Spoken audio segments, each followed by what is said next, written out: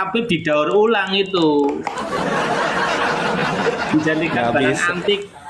Jadikan barang antik, tapi daur ulang. Daur ulang nanti masuknya ke tempat sampah lagi, Mas. Iya. Mereka enggak tahu barang bagus, mana yang berlian asli, mana yang imitasi, enggak tahu itu. Nek masalah apem dia memang pakar, tapi nek masalah berlian-berlian gini yang paling pakar itu kan ya orang-orang pribumi. Saya jadi pengen dengar nih ceritanya Bang Desyet. Gitu. Lanjut. Bos. Saya pengen dengar ceritanya Bang Desyet ini. Iya. Oh, lu enggak ngaruh. Di Bang Desyet, monggo. Lanjut, host, saya jalan dulu nih. Ya, Assalamualaikum warahmatullahi wabarakatuh. Salam. Tadi habis di Kang Merko ngetes dulu, cek ombak kan, ngetes Kang Bindoro. Jadi sebenarnya kita tekan yang simpel-simpel saja gitu kan. Ketika saya mengeluarkan satu, bukan bertanya sih, minta pendapat gitu kan. Kalau bertanya kan kesannya ngetes gitu kan. Saya hanya minta pendapat beliau. Sering yang kita dengarkan, tidak tertulis bukan berarti tidak ada. Kan begitu, sering nih kita dengar kalimat itu kan. Nah, orang yang kita maksud ini adalah seorang tokoh besar gitu loh. Bukan seorang penjual cilok ya kan. Kalaulah dia itu seorang penjual cilok ya kita maklumi ya toh. Tidak tertulis. Hanya saja orang ini kan tokoh besar, mujtahid mutlak, imam, walinya para wali kan gitu kan. Ketika ada pernyataan tidak tertulis bukan berarti tidak ada, seakan-akan mendegradasi tokoh itu sendiri gitu loh. Ya toh? Nah, saya minta pendapat itu kepada Kang Bindoro. Bagaimana Anda menyikapi persoalan itu? Tidakkah itu justru malah mendegradasi seorang tokoh besar, tetapi seakan-akan dikerdilkan, tidak tertulis bukan berarti tidak ada. Seakan-akan orang ini dianggap seperti orang penjual cilok di zaman dulu gitu kan. Nah lalu dia ini mungkin iya ini ya Simai kan gitu. Nah beliau menggunakan teori Simai itu tadi. Tidak tertulis itu ya berarti kan bukan berarti tidak ada, itu yang dia maksud adalah ya dia ada dari riwayat ke riwayat kan begitu kan. itu pendapat beliau. Karena ini bukan konteks diskusi berdebat, karena saya cuma meminta pendapat beliau gitu kan. Lalu saya pertanyakan, bagaimana dengan suro? Apa perbedaan Simai dengan suro itu? Yang kita pahami ini, kalau dia itu sudah suro, udah pasti Simai kan gitu kan. Tapi kalau Anda menggunakan diksi Simai lah, suhronya bagaimana gitu kan. Nah terus dia menggunakan lagi, ya ini kan dia kan dikenal di sana di sini. Nah berarti bagaimana ini yang harus kita pilih? Apakah ini suhro, apakah ini Simai? Kan semacam itu. Lalu saya menggunakan satu narasi rujukan Rosail fil Ilmi Ansab karya Syekh Hasan bin Haidar Al-Hashimi. Lalu dia menanyakan di halaman berapa kitab apa, di halaman berapa ayat berapa gitu kan. Tapi saya nggak mau terpancing dengan pernyataan itu. Saya hanya menjelaskan Bindoro bahwasanya di dalam Rosail fil Ilmi Ansab itu disebutkan syarat untuk menetapkan nasab gitu loh. Kaidah ilmu nasab tuh ada di dalam Rosail fil Ilmi Ansab. Kenapa saya pakai dasar itu untuk kita berbicara? Karena Rosail fil Ilmi Ansab itu digunakan juga oleh keabsahan nasab Ba'alawi sebagai pedomannya. Nah, yang ingin saya perjelas itu di sini. Ternyata di dalam buku itu menjelaskan syarat suhro wal istifado itu ada 4 syarat gitu loh. Oke, saya sebut yang paling terakhir aja. Ia dikenal di tempat asalnya. Nah, saya kembalikan lagi. Kalau persyaratan yang Anda maksudkan tadi itu sudah terpenuhi, tolong dong tunjukkan kepada kami mana bukti suhrohnya. Kami pahami kalau misalkan yang Anda katakan itu suhrohnya itu di zaman Ali As-Sakran, kami taslim gitu loh.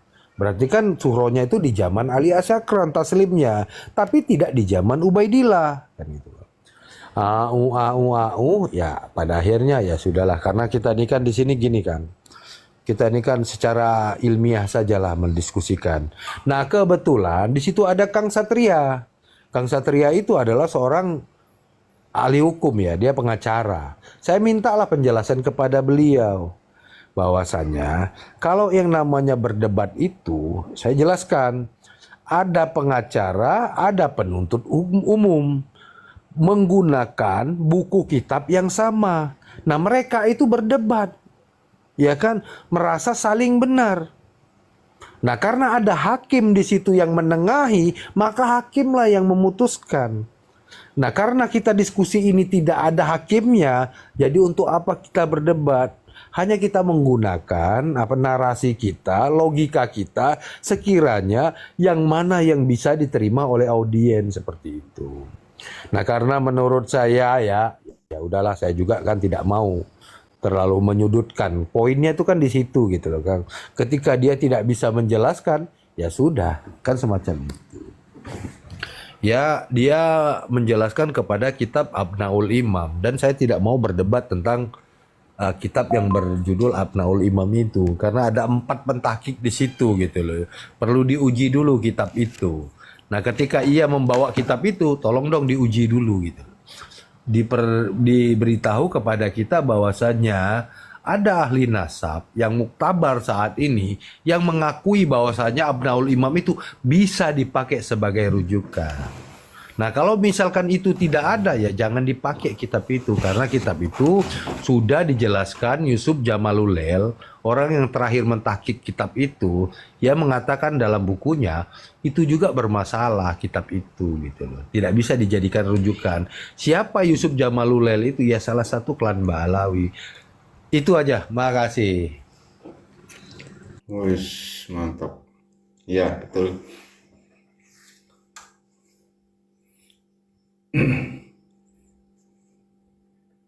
Mana ini? Kalau saya gini ya Kang ya, dulu yang ngajarin saya, yang menginsapkan saya dulu itu Said Qori gitu kan. Saya tetap menghormati beliau walaupun kawan-kawan itu mengatakan ya itu pendapat kita masing-masing, bolehlah. Tapi memang ada saatnya saya akan menggunakan pernyataan kalimat yang sama, itu akan saya pertanyakan kepada Said Qori. Tolong bisa nggak dia jelaskan pendapat itu gitu. Kalau bertanya seakan-akan kita ini nguji dia gitu kan. Kita meminta pendapat dia saja gitu. Ya nanti tunggulah, nunggu dia buka komal sendiri ya kan. Saya akan pertanyakan itu kepada beliau gitu.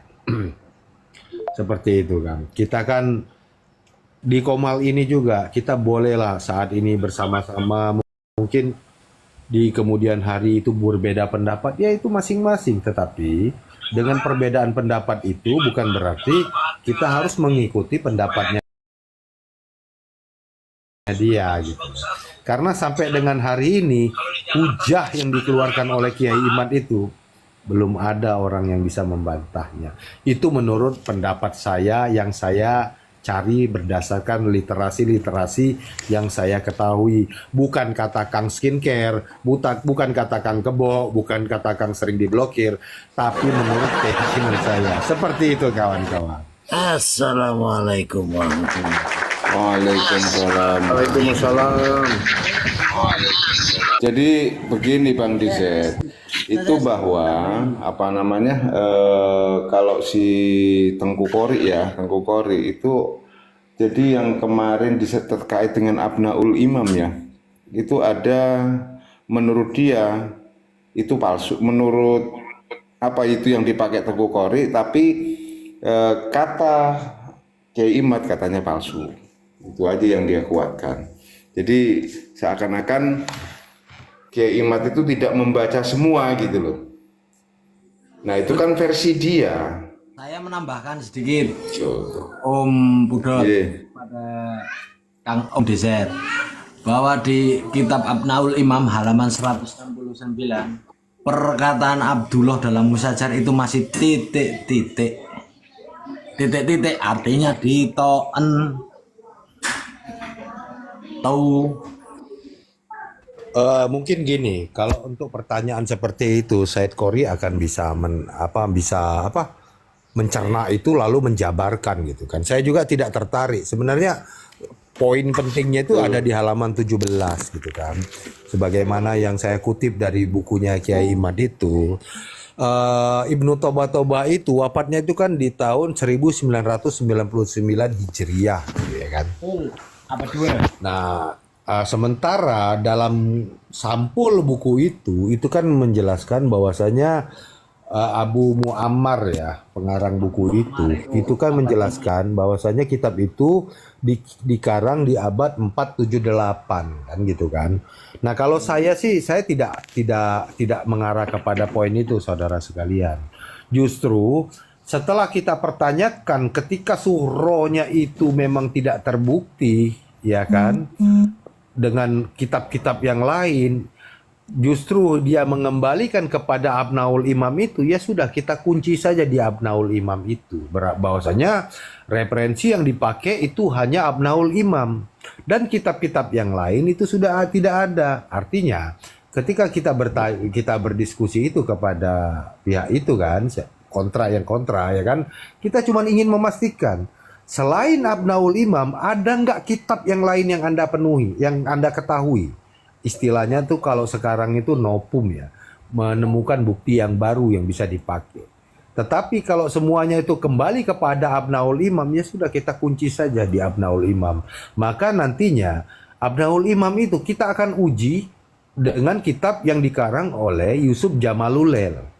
Yang jelas-jelas mengatakan Yusuf Jamalulail di sini itu adalah salah satu klan Ba'alawi yang terang-terangan menyebut dalam buku kitabnya itu bahwasanya Abnaul Imam itu tidak bisa dipakai sebagai kitab referensi untuk menulis sebuah rujukan nasab gitu loh. Karena memang itu sudah dianggapnya sudah terkontaminasi. Ya bagaimana mungkin Ibnu Toba yang wafat di 199 lalu ditambahkan lagi oleh Abu Muammar, lalu satunya lagi saya lupa, lalu setelah itu Yusuf Jamalulail. Nah, biarlah itu mengalir ke sana gitu loh. Hingga ketika nanti suatu saat kita dapat informasi tentang Abnaul Imam itu, ya tinggal kita kembalikan aja persoalan itu. Jadi artinya kita bungkus aja di sana. Kalau menurut saya sih begitu sih Kang. Artinya kita sekarang diskusi itu kita mengikuti perkembangan zaman. Ingat ya Kang ya, ini Indonesia gitu loh. Ya maaf, bukan mendegradasi, bukan menafikan orang yang ahli jago baca kitab. Bukan itu masalahnya. Kita ini butuh kecerdasan, butuh pencerdasan, butuh pengetahuan dan juga butuh yang namanya informasi-informasi. Nah, bagaimana informasi-informasi itu bisa kita serap ketika ia berbicara dalam bahasa Arab? Sementara kita di sini Indonesia. Tentunya kalau kita ingin bijak, ya gunakanlah bahasa Indonesia yang baik dan benar. Supaya semua orang ini bisa menangkap, oh ini toh persoalannya. Ketika orang itu selalu menggunakan bahasa Arab, lalu berusaha tidak ingin menerjemahkannya, ya kita skip aja itu. Kita boleh dong berprasangka kalau ini hanyalah pembodohan buat kita. Gimana Kang sering diblokir? Sepakat nggak? Anda itu jangan merasa rugi ya. Begitu kawan. Sekarang kita jalan terus pokoknya. Kita kawal tesis Kiai Imad ini. Siap. Saya mendengar narasi Bang Deset itu turuntun sekali gitu loh. Turuntun sekali dan sangat gamblang. Penjelasan dari Bang Deset 67 itu saya suka sekali. Namun demikian ya, dalam konteks ini kenapa sih Bang Deset itu yang seperti ini masih kena juga gitu loh. Masih kena juga saya. Kenapa saya? Masih Kenapa? sama Said Kori tidak. Saya tidak bermaksud. Jadi begini ya kawan ya. Maaf ya. Bolehlah Said Kori itu berpandangan yang berbeda, tapi saya tidak menafikan hati kecilnya dia tidak bisa bohong. Karena dia udah terlanjur. Justru sekarang ini ketika beliau itu berbelok ke sana, itu kasihan. Saya jujur secara hati kecil saya kasihan gitu. Kenapa saya katakan demikian? Karena beliau ini udah terlanjur berbicara banyak menjelekan Ba'alawi. Tiba-tiba dia itu berbalik ke sana, seolah-olah dia orang mendukung dia. Enggak, orang nggak akan mendukung dia. Karena kartu as dia itu udah orang udah baca. Said Kori ini adalah orang yang tidak bisa dipegang, kan begitu. Tapi kalau saya sendiri itu berpandangan yang berbeda gitu terhadap Said Kori ini.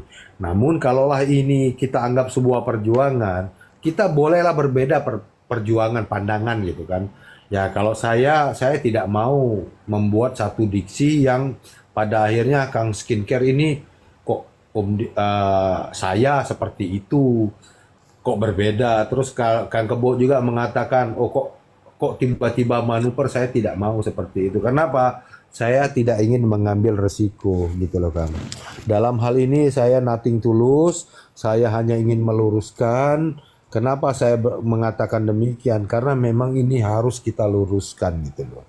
Persoalan ini tidak semata-mata berdiri sebagai persoalan nasab, tapi ada hal-hal yang memang harus kita luruskan, yaitu adalah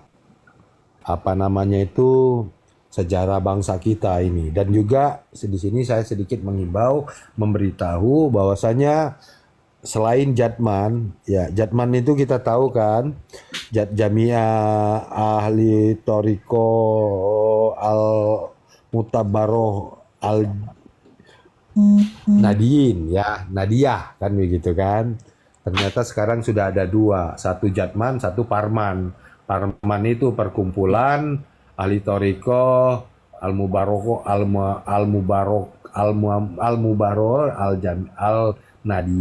al-nadiyah kan begitu kan. Satu di Pekalongan, satu di Banomnya NU, seperti itu. Nah sekarang ya tinggal bagaimana kita, kalau kita mau mengembalikan persoalan ini kepada kita sebagai orang yang manut kepada kiai ya kita harus kembali kepada jalurnya kita. Ini justru lebih baik gitu loh. Kalau pada akhirnya nanti kita punya maksudnya itu gini, aliran baru, ya aliran Ba'alawi itu, ya paling tidak kita udah steril dulu, seperti itu kan. Sorry ya, saya bukan mau menguliahi, enggak. Ya memang sudah seharusnya kita harus bicara apa adanya gitu. Seperti itu kan. Jadi jangan bilang saya dikenain Said Kori, enggak ada apa-apanya, aman aja itu. Ya Kang Skin ya, aman aja itu. Siap, aman. Sudut pandang manusia itu beda-beda, Abang DZ. Kurang itu tidak akan segampang itu berubah, saya bersepakat. Ya, karena sudah viral di media sosial sampai yang berbalik arah itu pun mungkin secara sudut pandang juga akan dinilai berbeda. Ada yang wah itu seperti ini, ya. Saat ini kita ikut arus ya, biarkan kita berjalan seperti ini. Nanti ada ya sudut pandang yang berbeda, kita bicarakan di privat.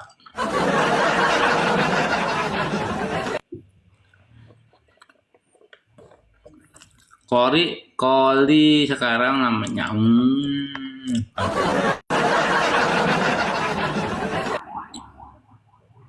Saya tadi ada yang menghubungi Bang DZ. Cuman HP-nya tidak saya pegang, jadi siapa nih, nomor siapa? Oh ada gambarnya topeng gitu loh. Siapa Kang? Nggak tahu sih nomor, tapi gambarnya topeng. Tadi jam 2 kali dia telepon. Yang ini kelihatannya juga kurang TikTok. Nah kemarin yang minta nomor saya itu kan Gus Mustafa udah tak kasih. Cuma beliau kan belum telepon, cuma WA. Tapi kok tadi siang kok ada yang telepon. Tapi kok gambarnya topeng kayak siapa ya? Itu loh. Mujasim. Benjurka itu Mujasim. siapa? Bjorka itu kan? Topeng. Bjorka. Iya, itu ya gambar topeng anunya profilnya, dan saya kebetulan tidak pegang HP jadi tidak terangkat 2 kali tadi siang jam berapa ya sekitar 2 kali. Jadi saya sedikit edukasi aja ya, mumpung saya dibesarin ini ya kawan-kawan ya, bukan sok menggurui, tapi hanya untuk membesarkan hati kita. Begini ya Kang ya, persoalan ini memang harus diselesaikan di contoh nih diskusi itu tidak cukup, harus ada pemutus gitu loh. Seperti contoh yang bisa saya jelaskan di sini, misalkan kita di sebuah pengadilan gitu. Nah, saya jelaskan, saya maaf sekali bukan mau mendegradasi, mau ngecilkan, misalkan ada orang jago baca kitab seperti Said Qori, tim-timnya mereka gitu kan. Tapi maaf sekali gini ya. Kalau dalam konteks pengadilan, peradilan itu kelasnya cuma panitera. Panitera itu fungsinya hanya untuk menelaah itu. Yang beracara nanti itu adalah pengacara gitu loh. Nah, kebetulan kalaulah kita ini seorang sekolah yang jurusannya hukum, pasti punya ketika ia ingin mengambil status pengacaranya, lalu dia magang, maka dia punya hak untuk beracara. Nah, ketika kita sudah berbicara beracara begini ya kawan ya, yang harus kita bahas ini adalah konstruksi bangunan gitu. Ketika kita berbicara soal nasab, kita berbicara bangunan nasab. Kita tidak akan lagi berbicara beli pasirnya di mana, beli koralnya di mana, dengan siapa, batu gunungnya dapatnya dari mana. Kita tidak lagi berbicara itu. Maka yang harus kita ukur itu, apakah konstruksi bangunan ini sudah sesuai dengan kaidah ya. Kalau kita berbicara nasab, apakah konstruksi bangunan yang dibangun ini sudah sesuai dengan kaidah ilmu nasab. Nah, berarti kita sudah merujuk kepada satu regulasi, satu aturan. Percuma kita ngomong panjang lebar berbicara tentang si Mai, si Fulan, kitab ini, kitab itu, tapi kalau dalam syaratnya itu sudah tidak terpenuhi, maka kitab itu secara otomatis itu akan diabaikan. Jadi begitu kawan-kawan. Jadi sekarang ini ya dalam konteks kita ya sebagai orang Indonesia, kita tidak ada masalah kalau kita itu tidak ngerti bahasa Arab. Nggak apa-apa, karena memang nanti ketika ini harus kita selesaikan dalam konteks sengketa, tidak boleh menggunakan bahasa lain selain bahasa Indonesia. Seperti itu kawan-kawan. Jadi ini adalah Bang Dirjen ini sudah layak menjadi debater. Ini sudah siap layak lah untuk enggak. Saya ini tim kampanye aja. Saya hanya tim kampanye. Benar-benar. Jadi sudah cocok. Ini yang kita bangunkan adalah lawan Rumel, konstruksi. sudah bisa ini, sudah di atas beliau-beliau ini sudah. Saya semangat di sini karena ada Kang Kebo Iwa, saudara saya, ya kan. Saya orang Palembang, dia orang Lampung. Perkembangan Bang Desa itu di akselerasinya tinggi sekali. Jadi dalam hal pemahaman pernasaban ini, saya sudah pantau mulai Bang Deset masuk ke Komal. Itu awalnya